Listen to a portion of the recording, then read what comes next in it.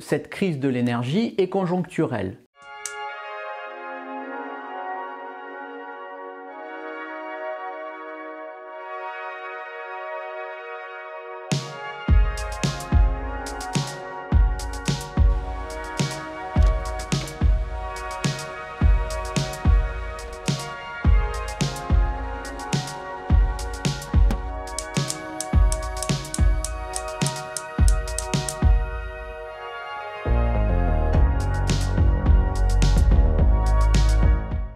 Le tarif réglementé du gaz, qui concerne environ 5 millions d'abonnés, a augmenté de 12,6% au 1er octobre. Donc cela va se ressentir sur la facture tout au long de l'hiver. Pourquoi cette hausse? Parce qu'il y a une très forte reprise économique à la suite de la crise du Covid.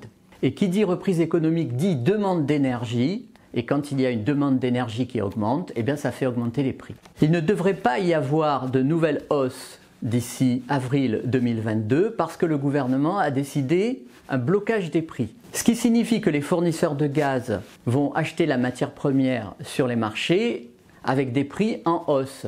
Mais ils vont devoir revendre cette matière première à perte. Alors il n'est pas sûr que ce blocage passe l'hiver parce que par le passé, les fournisseurs de gaz ont attaqué ces décisions de blocage devant la justice qui leur a le plus souvent donné raison. Et il y a eu ensuite des hausses sur les factures des abonnés.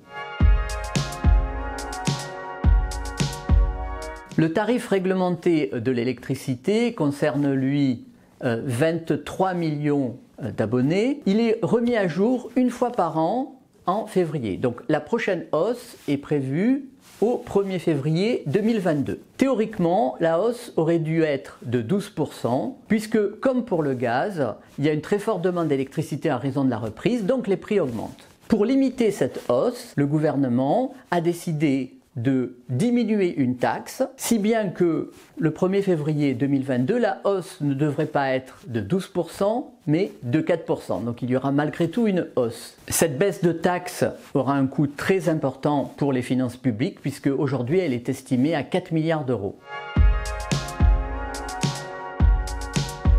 Concernant le carburant, on n'assiste pas à une explosion, mais à une hausse régulière. Cette hausse touche tous les carburants, et elle devrait là se poursuivre parce que l'OPEP, l'Organisation des pays exportateurs de pétrole et ses alliés, viennent de décider de ne pas augmenter leur production. Cette hausse va peser sur le pouvoir d'achat des Français dans les mois à venir. On s'attend à ce que les prix de l'énergie diminuent au printemps 2022 parce que la demande va diminuer et donc les prix vont redescendre. On aura passé l'hiver, donc on aura moins besoin de capacité de chauffage et on s'attend à une reprise moins vigoureuse au printemps 2022. Donc on se rend compte que cette crise de l'énergie est conjoncturelle. Néanmoins, elle survient en pleine campagne électorale en vue de la présidentielle d'avril 2022. De fait, ça va devenir un des thèmes centraux de la campagne.